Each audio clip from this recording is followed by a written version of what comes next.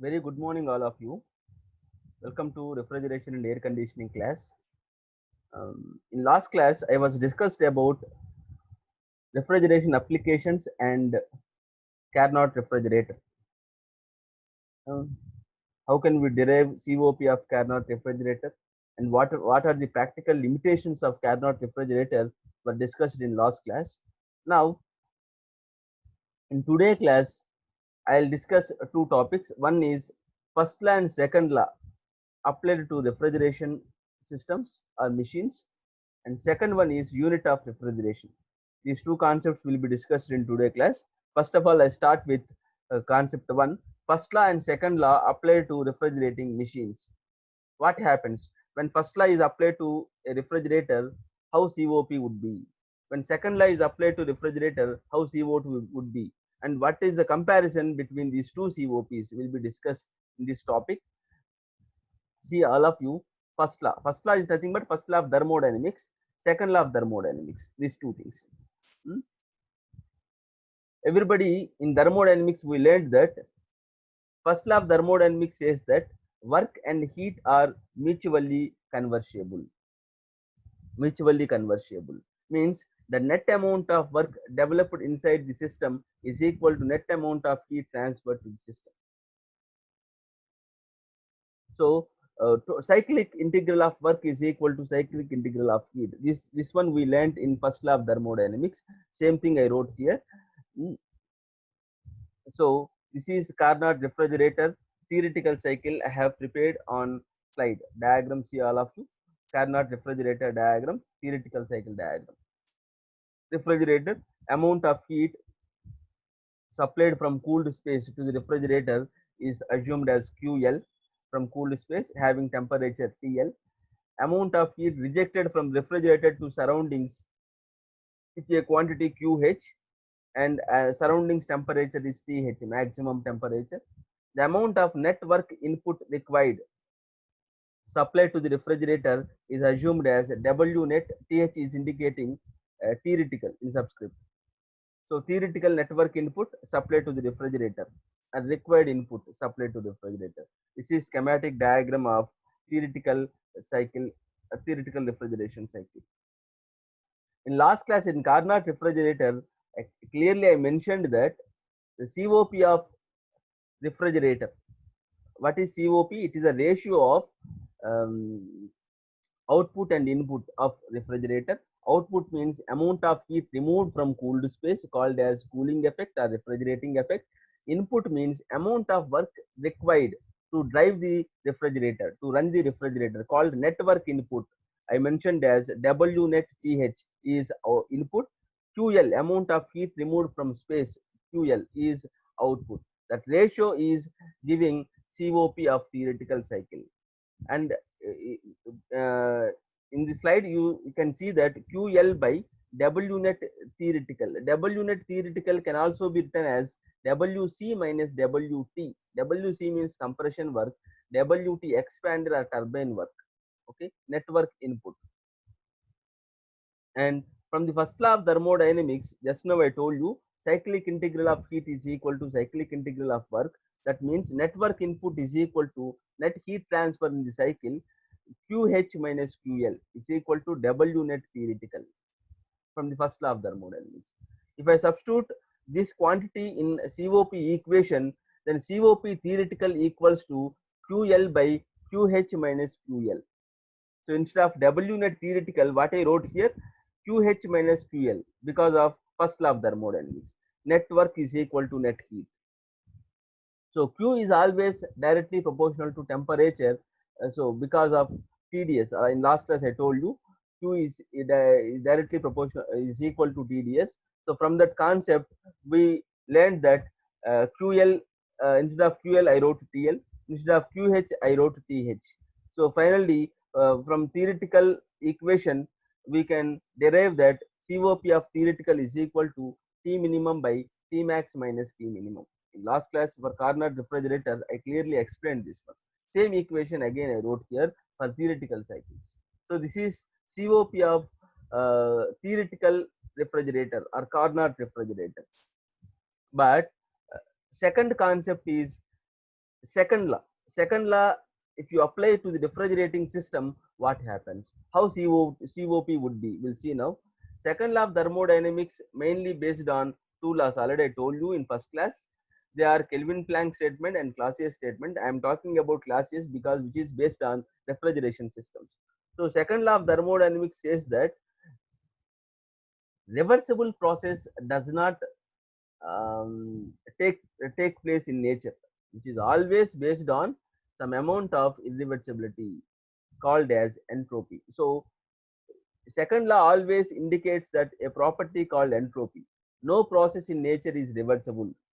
Same thing will be explained by second law. So if you consider an irreversible process, automatically total processes will be deviated in the cycle. The network input which is supplied to the refrigerator is not theoretical. You should be considered as actual because of so many losses which are placed inside the system. So by maintaining actual cycle, see all of you, a small modification has been changed on the slide in the diagram. Refrigerator diagram I have taken, but network input as assumed as actual. In subscript I have given actual. So due to that actual work input, how COP would be, we'll see now. So same equation does not change. COP is nothing but it's the ratio of refrigerating effect or cooling effect to the work input required. But in work input means we have to take actual work because I am going to considering actual cycle, not theoretical cycle. So W net actual is work input required. Cooling effect or refrigerating effect does not change, which is amount of heat removed from the space, QL. From the second law of thermodynamics, what we observed that net heat is not equal to net work done. Already I told you, because so many irreversibilities have come into picture. Due to that irreversibilities, reversible process does not take place. Amount of work is not equal to amount of heat, net amount of heat for uh, system in using second law of thermodynamics. So due to that above statement, W net actual does not equal to net heat transfer, QH minus QL. In first law of thermodynamics, W net will be equal to net heat transfer. But in second law, if you apply second law to a refrigerating machine, actual network input will not be equal to net heat transfer in the cycle. So W net actual is not equal to W net theoretical because of losses. Because QH minus QL is equal to W net theoretical from first law. Same thing I wrote here. W net actual is not equal to W net theoretical. Why? Why it is not equal to theoretical work? Because of losses. Uh, if you consider losses, W net actual can be written as W net theoretical divided by 1 minus fraction of losses. So in compressor, theoretical case, always compressor should be absorbed minimum amount of work. Then only that compressor can be called as ideal. But practically, due to that losses what we have inside, frictional or other heat losses, compressor always will be absorbing more amount of power compared to theoretical because of losses. So by considering losses, actual work can be written as theoretical network input divided by 1 minus fraction of losses. If I substitute this equation in above COP equation, the COP actual can be written as QL into 1 minus fraction of losses divided by W net theoretical, because in above equation W net actual is there. Instead of W net actual, I have written W net theoretical by 1 minus fraction of losses. Finally, the equation comes like this: COP actual is equal to QL into 1 minus fraction of losses divided by W net theoretical. But already we learnt in first law of thermodynamics in theoretical cycle, QL by W net theoretical gives COP of theoretical cycle. The ratio of QL and W net theoretical gives the ratio is COP of theoretical cycle. If I substitute that equation can be written as COP actual is equal to COP theoretical into 1 minus fraction of losses. So from the statement, finally we can say that actual COP of refrigeration cycle is always greater than, sorry, less than COP of ideal cycle because of losses. So finally we can conclude that COP of actual cycle, uh, actual refrigerating cycle is always less than COP of theoretical refrigeration cycle. So this is the comparison and result by applying first law and second law to the refrigerating system. Next concept is unit of refrigeration. Very, very important for examination point of view, particularly in 2 marks case. We regularly see this type of question. What is unit of refrigeration, or what is TR, like that. In domestic, read every bullet what I am mentioning on slide. Please read it. Domestic or commercial refrigerator may be rated in kilojoules per second or BTU per hour. In volt, generally domestic or commercial refrigerators may be treated or may be rated in the units kilojoules per second or kilowatt or BTU per hour. BTU means British thermal unit.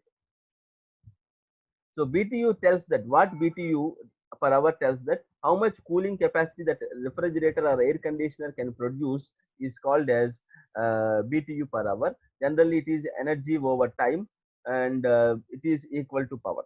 Same thing I mentioned here. For commercial or industrial refrigeration systems, the most of the world commonly uses a unit called kilowatt or TR. TR means ton of refrigeration as basic unit for refrigeration. Basic unit of refrigeration. This is most commonly preferred unit around the world, kilowatt or TR. What is TR? Now we have come to point. What is TR? Unit of refrigeration here. TR means unit of refrigeration. What is TR? TR means, see, first of all, I read that definition, then I'll explain into that concept. 1 TR is defined as amount of energy removed, or energy removal rate that freezes 1 ton of water from and at 0 degrees Celsius in 1 day. In 1 day means, see all of you, 1 TR is defined as amount of energy removed to freeze water from and at 0 degrees Celsius in 1 day is called as TR. Same thing. This definition I am going to explain through a figure. See all of you, I took 1 ton of water in circle, and I took 1 ton of water in circle mark. See all of you, 1 ton of water at 0 degrees Celsius. Here, this water is going to be converted into ice at same 0 degrees Celsius. If you want to convert water into ice, you have to remove heat from the water. Generally, we know that for 1 kg of water, if you want to convert into ice at 0 degrees Celsius, you have to remove 335 kilojoules of heat from 1 kg of water. Already we learned in thermodynamics, for 1 kg of water, we have to remove 335 kilojoules of heat. So here I am going to removing 335 kilojoules per kg of heat from 1 ton of water. Finally, by removing heat, this amount of heat, this water is going to be converted into ice. I have mentioned in a box, ice. So by doing this operation, what happens? How can we find the value of TR? I hope you understood this concept what I prepared on slide. I took 1 ton of water, is going to be converted into 1 ton of ice at 0 degrees Celsius, but this operation, total operation, you have to be conducted in 1 day. 1 day time period you have to take. In 1 day you have to do this operation. So by doing this operation, see all of you, as mentioned in the diagram, 335 kilojoules of heat has to be removed per kg of water at 0 degrees Celsius to make ice. Just now I told you, if you want to convert water into ice at 0 degrees Celsius, you should remove 335 kilojoules of heat from 1 kg of water. Now, see all of you, 1 ton. 1 ton. There are three types of tons are available. There are three types of tons. One is metric ton, one is US ton, and one is UK ton. Here, refrigeration, the ton of refrigeration concept has been developed on US based ton. So 1 ton, US based ton, 1 ton is equal to 907.18 kgs. 1 metric ton is equal to 1000 kgs. 1 UK ton, which is more than 1000 kgs. So 1 ton is equal to 907.18 kgs. So using this value, I am going to find TR. So 1 ton is equal to, sir, 1 ton, ton of refrigeration, TR is equal to, so 1 ton means, just now I told you 907.18 kgs. To remove heat from 1 kg of water, 335 kilojoules of heat is required to convert into ice. So 907.18 into 335. This operation, already I told you, this operation is going to be conducted in 1 day. 1 day means 24 hours. So 907.18 means a ton is converted into kgs. 335 means amount of heat removed from 1 kg of water. 24 is indicating number of hours in day. So unit kilojoules per hour. If you calculate, you will be getting 12,662.72 kilojoules per hour. If you convert in minute, you will be getting 211 kilojoules per minute. If you convert in seconds, kilojoules per second, 3.517 kilojoules per second, called kilowatt. So 1 TR is equal to 3.517 kilowatt. So this is TR value, generally unit of refrigeration in terms of kilowatt. And we can derive same value using BTU also. I will explain in separate note. See, 1 TR, 1 ton of refrigeration, sorry, not TR, 1 ton. 1 ton indicating 2000 pounds. 1 ton is indicating 2000 pounds. 2000 pounds means in unit wise we indicate LB. So if you want to remove, if you want to convert into ice for 1 pound of water, you should remove 144 BTU amount of heat. Like 1 kg of water as 335. Similarly, if you want to remove, if you want to convert into ice at 0 degrees Celsius, for 1 pound of water, you should remove 144 British thermal units of heat. So using this quantity, I can be written as 1 TR is equal to 2000 pounds. 1 ton means 2000 pounds. Per 1 pound, we have to be removed 144 British thermal units of heat. This operation is going to be conducted in 24 hours. 24 hours. So by calculating this, you will be getting 12,000 British thermal unit per hour. In minute, 200 British thermal unit per minute. 1 British thermal unit is equal to 1.055 kilojoules. If you substitute this value in above quantity, so 1 TR you will be getting as 211 kilojoules per minute, which will be equal to 3.517 kilojoules per second or kilowatt. So this is another way to be followed for getting TR with the help of British thermal unit. So this is the concept. This is a unit of refrigeration. Very important for examination point of view. Sometimes in the problems directly you will be getting quantity in terms of TR. So if you getting quantity in terms of TR, you have to be placed first of all in kilojoules per second and kilowatt. Then you will be going to further calculations. So please take care of this one. Next class I will be discussing about EER and types of refrigeration systems to be used in refrigeration. Okay, thank you very much. Thank you.